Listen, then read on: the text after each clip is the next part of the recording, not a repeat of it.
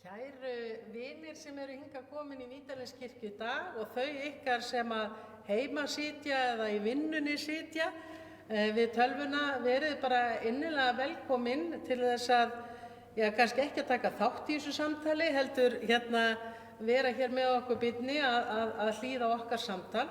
En við erum með stefnumót í hádegi, þetta enn eitt ferðalagið, við erum búin að fara nokkur í miðvikudagshádegum og fjalla marga hluti. Í dag ætlum við að tala trú og seiglu, að rækta sjálfan sig og Björn Hjálmarsson, sérfræðilæknir, kominn hingað til þess að tala það, en hann starfar á barna- og unglingageðdeild Landspítalans. Og ég ótrúlega þakklát að hann skuli ætla að vera hér. Við erum auðvitað, ég ætla ekki að spyrja mikið bara hans persónulega hagi eða reynslu, af því að ég veit að mörg okkar hafa fylgst með því í gegnum ýmis viðtöl. Ég ætla einmitt að einbeita mér að því að ræða bara hans sérþekkingu, og mig langar kannski bara að byrja samtalið á því að þú svona kannski aðeins gefur okkur uppi hvað þekkingu þú hefur svona viðað að þér og menntun. Já, ég menntaður sem barnalæknir frá Sofía barnasjúkrahúsinu í Rotterdam og tók síðan smitsjúkdóma barna sem undirsérgrein, og svo kem ég til Íslands 2002 og svona þau tækifæri sem bárust eftir þá búferlaflutninga voru fyrst og fremst á sviði þroska og geðheilsu barna. Og ég hef starfað á BUGL frá 2013 og hef notið svona mótandi handleiðslu Helga Garðars Garðarssonar sálgreinis, sem hefur svona haft mikil áhrif á mína sjálfsmynd og heimsmynd. Já. Og það þarf náttúrulega ekki að spyrja því að þið sem vinnið á BUGL, það margir sem koma til ykkar og mikil þjónusta. Já, það hefur verið núna svona í þessum COVID-faraldri, þá bráðamálunum okkar að fjölga. Og við sjáum bara mörg börn sem orðin töluvert mikið veik vegna geðrænna áskorana, mótlætis lífsins, og svo hefur COVID-faraldurinn trúlega fækkað verndandi þáttum og fjölgað álagsþáttum í lífi barnanna okkar. Já. Merkilegt þú segir verndandi þáttum.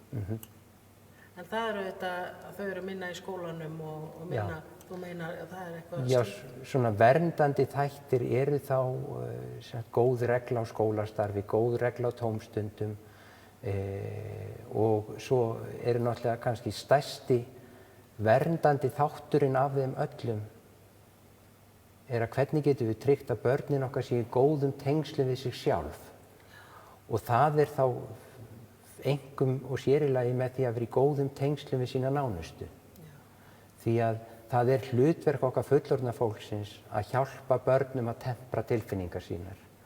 Því að þetta svona framheila þroskinn kemur seint, hann ekki orðinn fullur í okkur karlmönnunum fyrir við 25 ára aldur.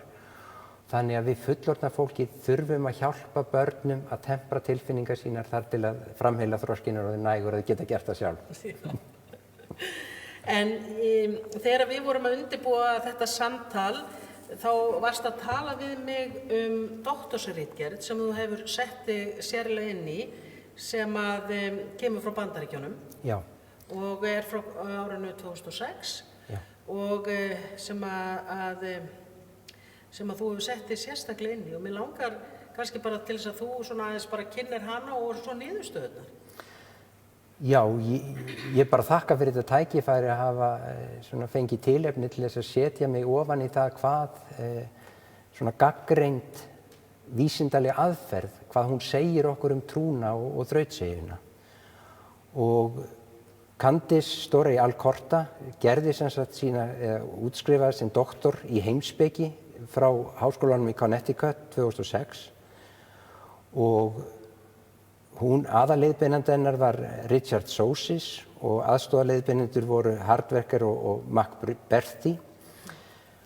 Og svona stutt saman dregið að þá gerði hún rannsókn á 310 háskólanemum í Connecticut og hún komst að því að trúrækni, eða það sem hún kallaði religious involvement, veitti vörn gegn þunglyndi.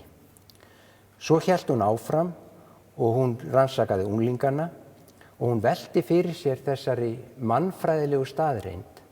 Af hverju erum við að leggja í þessa trúrækni eins og fermingin og þess aftur á unglingsárunum? Er unglingsárin kjöraldur fyrir trúarlega innsetningu? Og hún kemst að þeirri niðurstöðu að svo sé að unglingsárin séu eðli málsins samkvæmt mjög flókin og erfið og við þurfum að lána börnunum okkar trúarlegt innræti á þessum viðkvæmu mótunar árum. Og hennar niðurstöður sýndu að trúrækni bætir lausnagetu unglinga og hækkar geðslag þeirra. Það var svona almenn niðurstaða og hún tók sem sagt það til að þeir unglingar sem tóku engan þátt í trúarstarfi voru ólíklegri til að tala við vini til þess að leysa vandamál sín, voru í minni tengslum við sínar fjölskyldur, voru ólíklegri til að vera hamingjusamir og áttu erfiðara með að einbeita sér. En svo aftur á móti þeir unglingar sem voru virkir í trúarstarfi, þeir voru líklegri til þess að verja tíma með fjölskyldum sínum, voru líklegri til að eiga samtöl við vini og leysa sín vandamál, voru rólegri og hamingjusamari og voru ólíklegri til þess að hundsa sín vandamál eða stinga höfðin í sandinn. Nú samandregið þá sýnir rannsóknin hennar að trúrækni auki þrautseigju unglinga með því að auka þeim félagslega færni, styrkja markvissa lausnarleit við vandamálum og hækka geðslag þeirra. Og þetta eru allt saman mjög dýrmætir þrautseigju þættir. Þetta eru dálítið merkilegar niðurstöður og ég verð nú að segja eins og það nú oft að þú ert að tala svona hinum opinbera vettvangi, þá kemur þú með oft svona kannski aðra vinkla heldur en kemur úr svona þessum faglega hluta og hefur alveg fengið athugasemdir við það og svona niðurstaða mín af því að hlusta á þig þá finnst mér ég sjá að þú hefur mikinn áhuga á bara eins og til dæmis læknisfræði og sálgæsla farið saman. Já. Og svona þegar þú talar sem læknir þá talar á mjög svona sterkum sálgæslulegum nótum þannig að sko bæði þó veist maður leggur við hlustir og fólk verður líka gagnrýnið. Já. Og þannig að mér fundist það sko vera mjög áhugavert við þína nálgun og líka þegar þú ert að tala þrautseigju og kvíða og í fari barna og unglinga og mér finnst svona áhugavert kannski að spyrja það aðeins meira út í það af því þetta eru náttúrulega auðvitað rannsóknir sem þú hefur kynnt þér og svo átt þú náttúrulega bara þína reynslu í þessari vinnu. Jú, það má segja í grunninn að minn áhugi á sálgæslunni sprottin úr persónulegri reynslu. Já. En ég hef átt í lána að fagna bæði á spítölum hérlendis og erlendis að hafa átt mjög farsælt samstarf við sálgæsluleiðtoga eða sjúkrahúsprestana. Og ég sé sem sagt að svona í teyminu sem að læknar og sálgæslufólk getur myndað, það verður 1+1 meira en 2. Því í samráðin okkar fæðast lausnir. Og ég hef haft áhyggjur af því í töluverðan tíma við séum á töluverðum hraða að sjúkdómsvæða sorgina og það má segja að sorgin erfitt viðfangsefni fyrir gagnreynd vísindi af því hún svo einstaklingsbundin en mér finnst þjóðararfurinn okkar svo ríkur af reynslu sem hjálpleg þegar að mótlæti lífsins minnir á sig og mér finnst alveg galið að ætla að kasta allir þessari reynslu fyrir róða. Ég held að ef við Íslendingar hefðum ekki haft trúfestina og bara okkar Guð, þá hefðum við aldrei lifað af í þessu hrjóstruga landi. Nei, það ekki eins og við höfum ekki lifað við háskan, við öllum náttúruöflunum og allir bæði við sjóinn og snjóinn og öll essin, snjór og sjór og svo margt sem hefur haft áhrif á líf okkar. En svo heyrði ég líka tala Jung og þekkingu þín á honum og svona hvernig það hefði opnað augu þín fyrir svona mörgu fari barna? Já, það má segja að Carl Gustav Jung og hans sálgreiningarhefð svo auðug að það nóg pláss fyrir Guð. Það eru svo margar nútíma vísindagreinar sem hafa kappkostað að útiloka Guð út úr myndinni. En eins og ég skil sálgreiningarhefð Carl Gustav Jung, að þá það alveg yfirdrifið nóg rými fyrir Guð. Og hann talar sem sagt að undirvitundin okkar tvískipt. Hún persónuleg og hún sameiginleg. Og í sameiginlegu undirvitund okkar allra mannanna býr svo mikil þekking sem við getum grafið eftir. Og Platón talaði að við lærðum aldrei neitt, við værum bara endalaust að rifja upp. Og mér hefur fundist og tek undir með svona fylgjendum Carl Gustav Jung að heilagleikinn, þetta flókna fyrirbæri, hvað það í rauninni?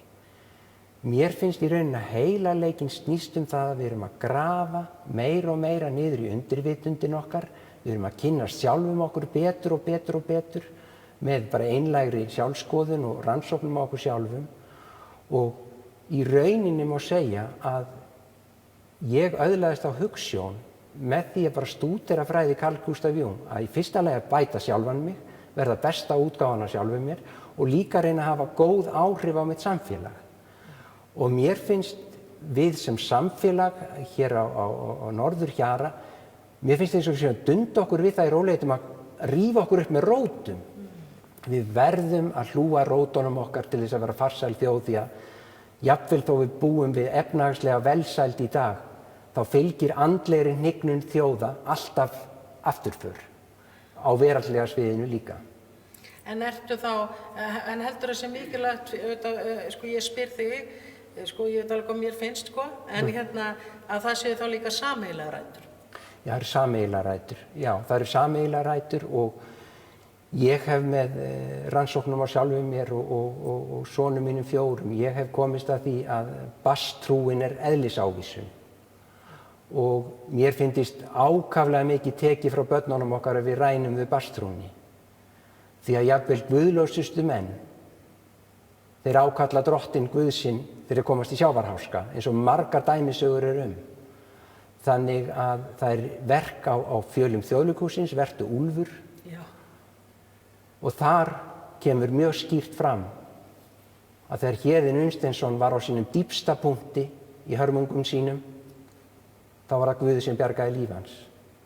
Með setningu sem kom til hans þegar hann ætlaði að aka í veg fyrir stóran flutningabíl sem var að koma úr gagnstæðri átt, þá ómaði innra með honum, ég lifi og þér munu lifa.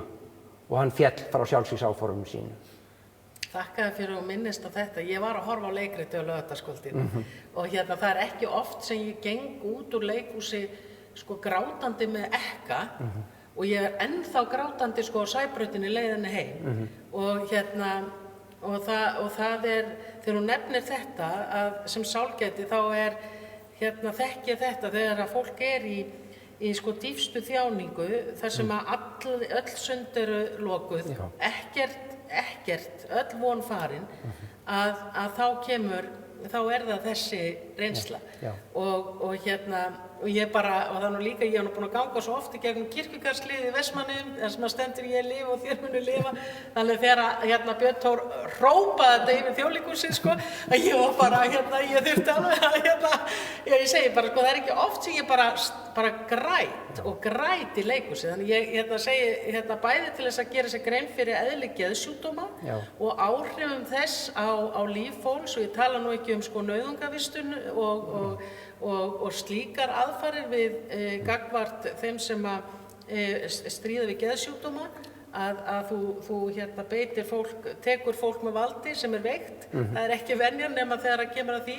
Þannig það líka bara svo ótrúleg menntun í því að fara í gegnum þetta leikrit með Héðni.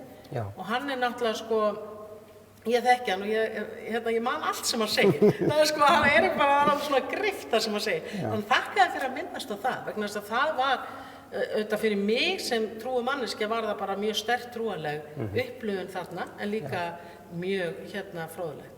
En mér langar líka að segja, því þú hefur alveg óhræddur tjáð þig kvíða barna og þú hefur talað sko, hvað það hvað það sem, af því að það kemur í ljós, það ekki samkvæmt bara rannsóknum, að kvíði barna eykst þó svo að aldrei hafi verið meiri velmegun.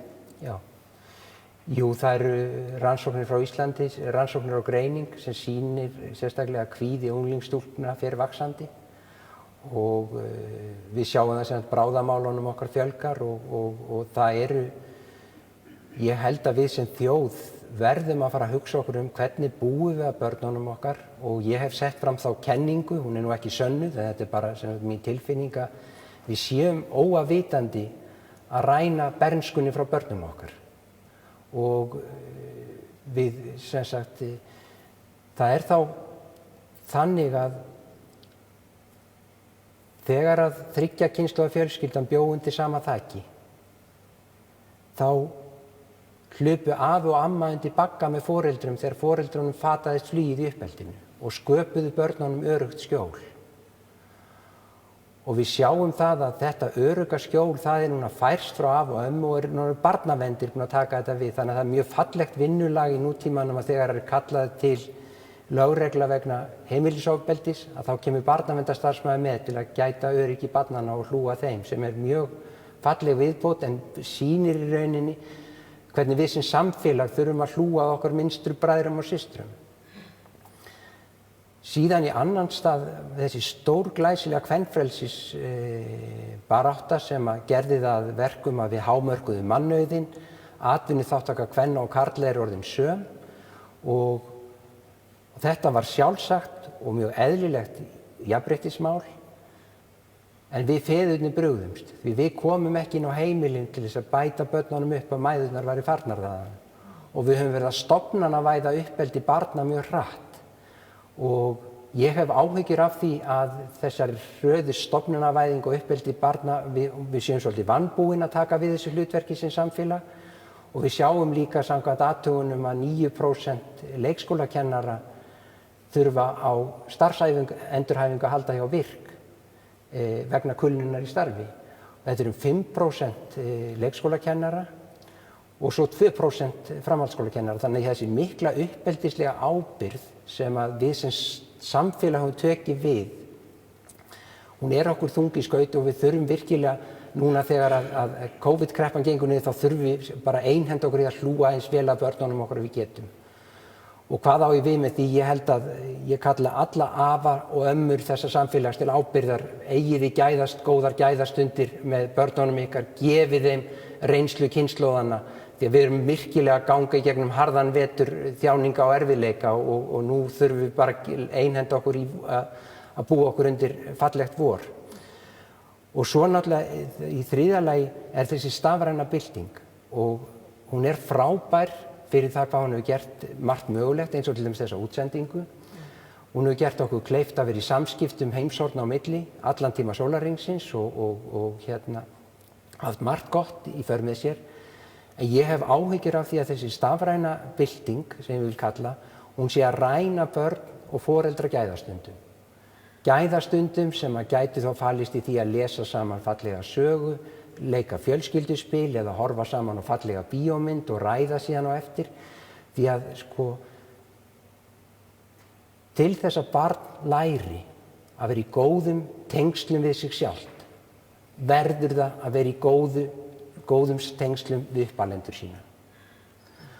Og það sem mér finnst ég sjá í mínu starfi á BUGL, að ég sé svona það rennur upp fyrir mér kenning sem kölluð polyvagal theory, eða það segja taugin víðförla sem liggur frá heilastofnunum og út til allra líffæra, að hún hefur margþættu hlutverki að gegna og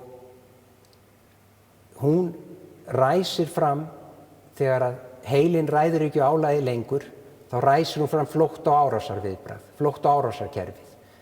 Þegar kvíðinn verður óbærilegu förum við í flótta, við hættum að mæta í skólan, við förum að forðast allar erfiðar aðstæður. Og þegar reiðin tekur völdin, að þá tekur ekki hótinu betra við, þá getum við jafnvel fara að beita andlegu, líkamlegu og jafnvel kynferðislegu ofbeldi í reiðin okkar. En þetta flótta- og árásarviðbragð er varnarkerfi okkar sem við þurftum að halda til að lifa af meðan við vorum eitt af dýrum merkurinnar. Síðan er annað kerfi sem heitir stirnunarkerfið sem lýsir sér í því að við sjáum það hjá músinni þegar kötturinn er búinn að fanga músina og hún sleppur ekki úr klóm kattarins, þá fer hún í stirnunarkerfið sitt og er bara alveg eins og hún sé látin nú þegar það jafnvel þú sé enn á lífi. Þetta stirnunarkerfi geymir óbærilegan sársauka. Í þessu stirnunarkerfi á líka fíknin rætur sínar. Þau börn sem eða unglingar sem ánetjast ávana- og fíkniefnum eru föst í stirnunarkerfinu sínu. Þau eru alltaf að deyfa sig með efni til að minnka sársaukann í sálinni eins og ég sé það. Þarna geta komið fram hugrófseinkenni sem eru mjög óþægileg og jafnvel þegar verst lætur geðrófseinkenni. Og hvaða varnir höfum við fyrir börnin okkar og unglinga til þess að forða þeim frá því að sitja of mikið föst í þessum erfiðu varnarkerfum? Og það er tengslakerfið. Og tengslakerfið er þá þannig að einhverjar dýrmætustu stundir í lífi fóstursins eru þegar það er vakandi og hlustar á rödd móður sinnar og vaggar með hreyfingum hennar. Og svo þegar það er fætt að þá brjóstagjöfin er ótrúlega mikilvæg til að efla tengslin. Og það að við séum ræktum gott samtal við börnin okkar og þær þroskagátur sem þau eru að fást við er bara rosalega dýrmætt. Og þeim betri tengsl sem barnið hefur við sína nánustu, þeim betri tengsl hefur barnið við sig sjálft. Og komanda trúnni, hvernig sé ég hana í þessu ljósi? Mín tilfinning er sú, bæði af rannsóknum á sjálfum mér og á sonum mínum, að með trúnni eignumst við fallegan handan heim, sem að kristnin leggur kannski hvað ríkasta áherslu á að sé hið góða, hið fagra og hið fullkomna. Þessi handan heimur getur verið okkur lífsbjörg þegar í nauðirnar rekur. Og ég tel að þessi handan heimur, hann haldi okkur betur í tengslakerfinu okkar, þannig við þurfum minna á flótta- og árásarviðbragðinu að halda og við þurfum minna á stirnunarkerfinu að halda þegar sársaukin er mikill í sálinni. Þetta er merkilegt. En þetta byggir auðvitað á þinni persónulegu reynslu, Já. Ekki hvað síst, og þinni leit að Já. Guði. Og svo auðvitað af reynslu þinni í þínum störfum. Jú, og börn eru ótrúlega tærar sálir og það eru mínar eftirlæti stundir að ég heimspekilegu samtali við barn. Og nú er yngsti sonur minn að fermast í vor frá Háteigskirkju og við sátum í heitum potti, allt á kafi í snjó en í heitum potti í sveitinni sem er okkar mestu gæðastundir og áttum samtal trúna. Og ég spurði hann, Alli minn, hvað er það mikilvægast við bænina? Og það stóð ekki á svari, hann virtist ekki hugsa sig hann bara svaraði af eðlisávísun. Pabbi, bænin er hreinsun. Það er svo margt sem ég þarf að fyrirgefa Guði og svo margt sem hann þarf að fyrirgefa mér. Og það kemur á mig, ég var hvumsa yfir þessi djúpa svari og spyr hann, hvað er þá það allra mikilvægasta?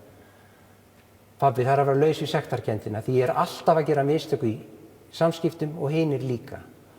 Og það sem ég er svo þakklátur fyrir þarna í þessu stutta samtali að þarna er barnshugurinn orðinn það þroskaður, hann er farin að eiga samtal við sjálfan sig. Og þetta er ákaflega dýrmætt því að það eru margar tilfinningastíflurnar í þunglindinu, margar tilfinningastíflurnar í kvíðanum, en ef maður hefur þetta þroskaða sjálfstal, þá ræður maður betur við þessar stóru tilfinningar eftir því sem mér sýnist. Og þá ertu að tala líka bænina sem sjálfstal. Já. Ég heyrði það einhvern tímann að það var sagt bænin breytir ekki Guði en hún breytir þeim sem biður. Nákvæmlega. Og það er þetta með sjálfstalið og sem að sko dýrmætt og svo líka hugsa til þess að sá sem þú talar við hann elskar þig skilyrðislaust, eiga þá tilfinningu og það auðvitað tilfinningin sem að við eigum til foreldris, þannig að kannski barnið og unglingurinn horfi svolítið á Guð sem foreldri. Já. Og mér finnst líka það sem þú ert að segja samtalið og það það sem að ég hef svo mikla áhyggjur af, það eru nefnilega ekki bara börnin okkar sem eru límd við skjáinn, það líka við fullorðna fólkið. Og maður sér, ég ætla nú ekki að fara yfir í baðstofuloftið, þar sem menn voru að kempa ullina og segja sögurnar en millivegur. En ég held þetta að tala við börn, og ég held að kannski að það sé það sem kemur út úr það sem maður var að vona í COVID, að það var svo mikil einangrun og það var svo mikil sóttkví að maður hugsa oft, nú geta allir tala saman. En það verður við höfum öll verið í skjánum. Því þá náttúrulega, eins og þú segir, það að koma út úr þessum tíma aukinn kvíði og aukinn vanlíðan, aukið heimilisofbeldi og þannig við þurfum að finna leiðir og ég hugsa við ömmur og afar tökum það til okkar að sinna þessu. Mér langar kannski svona tvennt sem ég langar að taka upp hjá þér af því að ég veit að það svona að þú sagðir, ég veit að ég hef áður heyrti segja það og svona fá viðbrögð því, þú talar með kvenfrelsið og talar það með jákvæðum hætti en að þú ert að segja, við fórum á stað í það en við áttuðum okkur ekki á því hvernig allur strúktúrinn þurfti að breytast og svo leið og það kannski gerðist þá líka hvarf þetta út að kynslóðir byggu saman. Þannig að þú ert ekki að segja að konur ekki að fara út á vinnumarkaðinn. Nei, þú ert ekki að segja það, þú ert bara að segja þegar að verða mikla þjóðfélagslega breytingar þá þurfa þær að vera í stærra samhengi þannig að ekkert lendi milli skips og bryggju. Þú ert í rauninni að segja það. Og ég ætla líka að fá að segja þegar þú talar við feðurnir af því við erum á sömu kynslóð. Því ég var að horfa á alla pappana að klæða börnin eftir ungbarnasundi í Sjálandsskóla í gær, það var svo fallegt alla mömmurnar voru í sturtu og þeir voru allir að skipta og af því ég heyrti segja þetta áður, ég hugsa með hann segir þetta aftur, að mér finnst vera breyting, barnan okkar, en það hefur bara tekið þennan tíma að þróast og auðvitað eigum við að það þarf að vera hvatning að það sé jafnrétti inn á heimilunum.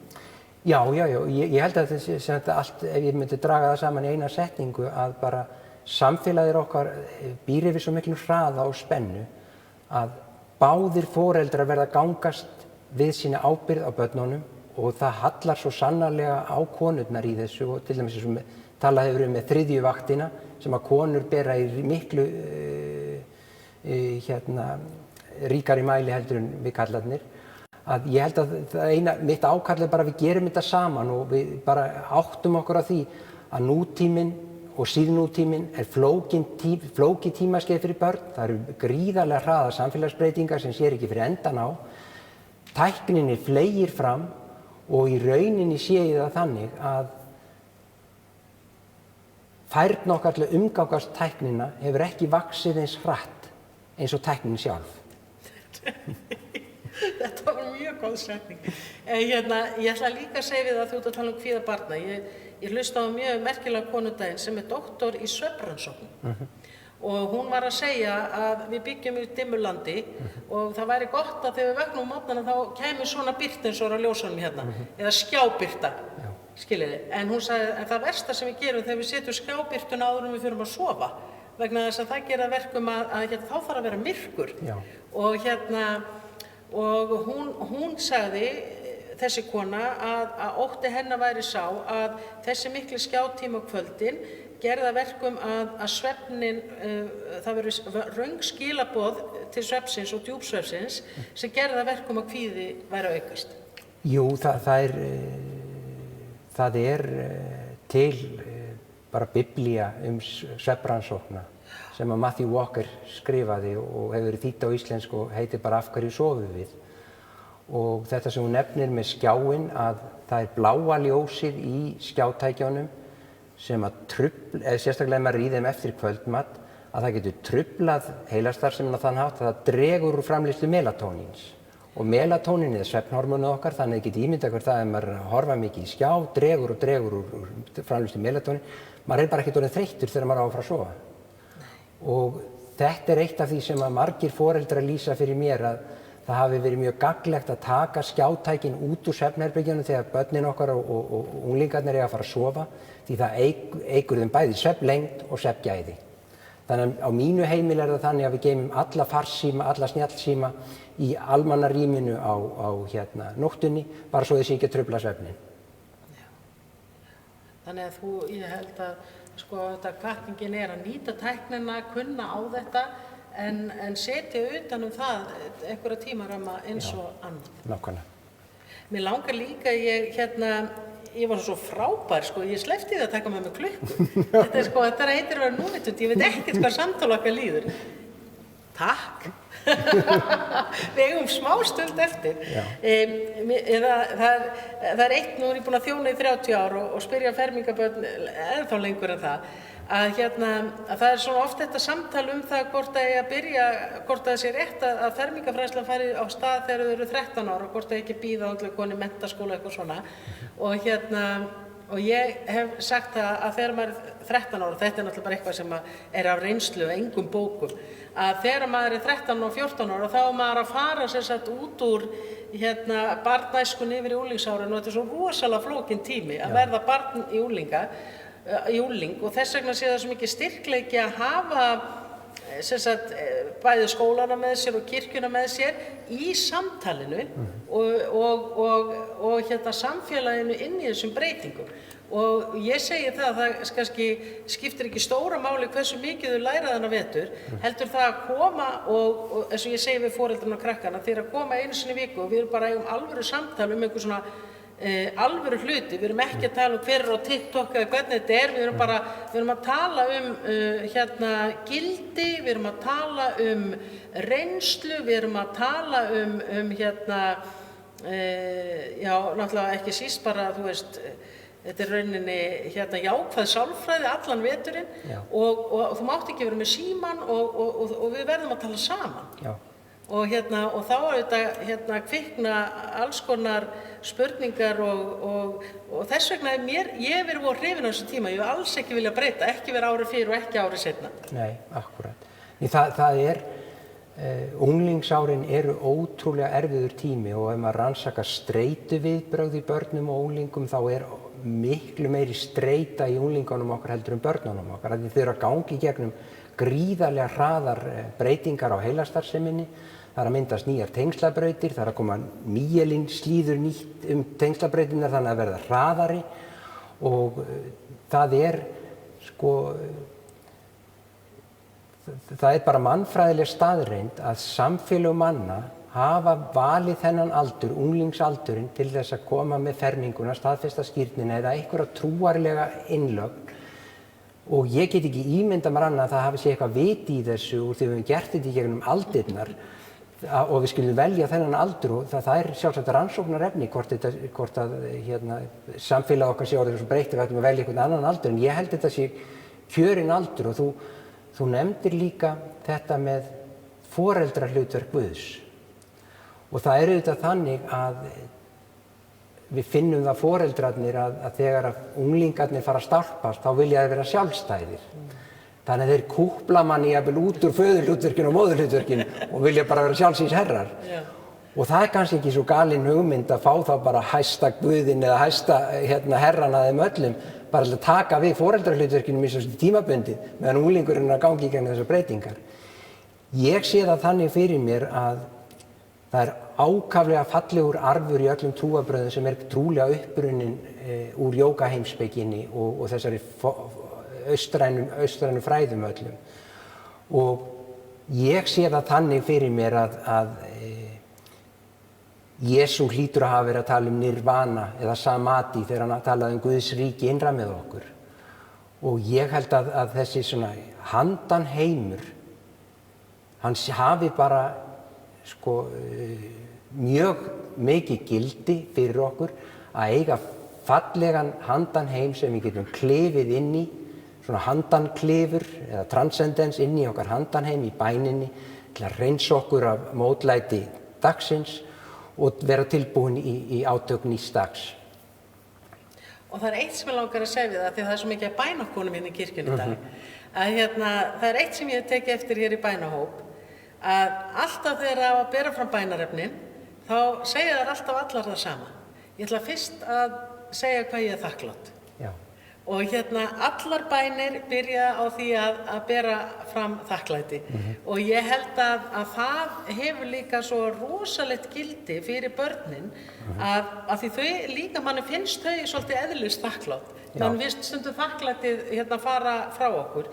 Að þau eiga svo ofboðslega auðvelt með að þakka fyrir það sem það hafa og eru með meðvituð öll sín tengsl og ríkidæmi sem og þá er ég að tala sérstaklega að ég tala svolítið við 3-4 ára börn í barnastarfi, að það er þeim svo eðlislegt þegar ég segi svona, ertu með ömmuðinni?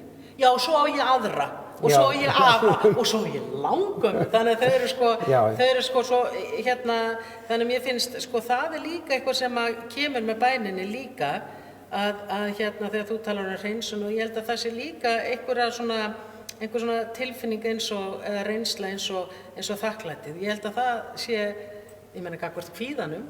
Já, jú, það er auðvitað þetta sem er kallað jákvæð sálfræði eða positive psychology hefur rannsakað þetta í þrot og það kemur á daginn að þeir sem geta dvalið í þakklætinu að þeir eru bara miklu hamingjusamir en aðrir. Og það er minni kvíði og minni depurð og einhver sagði að þakklæti væri ekki bara dygð, þetta væri æðsta dygðin og móðir allra hinna dygðana. Já, ég held að það sé mjög mikið. Og ég held svo mikið upp á setningu Dietrich Bonhoeffer sem að sagði: þakklæti breytir kvöl minninganna í þögla gleði. Viltu segja þetta aftur?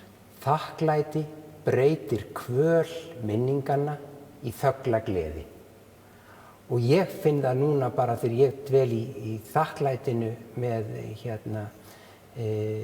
að þá það er eins og það leggi bara svona hlýja sliki yfir öll mín hjartas ár.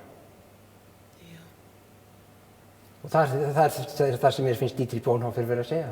Já, og þá vil ég kannski bara að því Bonhoeffer er uppáhald allra guðfræðinga á 21. öld, hann var þýskur guðfræðingur og á tímum nasismans og lét sitt eigið líf í fangelsi og talaði út úr þjáningunni og gerði verkum að hann gleymist aldrei sem guðfræðingur. Mér finnst nú eiginlega passa best að enda á Bonhoeffer. Og það var ekki presturinn sem vitnaði hann, það var læknirinn. En ég vil langar að segja við þig, þakka þér enn og aftur fyrir að koma og eyða þessari stund með okkur í hádeginu og ég er búin að hlakka til að hitta þig. Af því ég er bara búin að lesa allt og hlusta allt sem kemur fyrir aðeir, þannig að það var líka, ég sagði strax já, ég tek samtali við hann, þannig ég pantaði strax í húsinu, en þakka þér fyrir allt sem þú gefið hérna í hádeginu í dag og við getum haldið áfram að horfa og hlusta því þetta er náttúrulega margt svo djúpt og margt sem maður þarf að heyra aftur. En mér langar að minna á, leið og ég er búin að þakka honum, að minna á næsta miðvikudag og þá ætlar Matthildur Bjarnadóttir að tala það af hverju við eigum að segja börnum biblíusögur. Okay. Og sem sagt Matthildur er prestur, æskulisprestur og trúarbragðafræðingur og hún ætlar að eiga samtal við Stefán Má Héraðsprest Gunnlaugsson og þau ætla að takast á við það. Og það er áskorun í því, held ég alveg örugglega. En þakka ykkur innilega fyrir og bara Guð blessi þig í þínu starfi og allt sem gerist á Bugl og Guð blessi ykkur sem horfið og voru hérna í dag. Takk fyrir mig.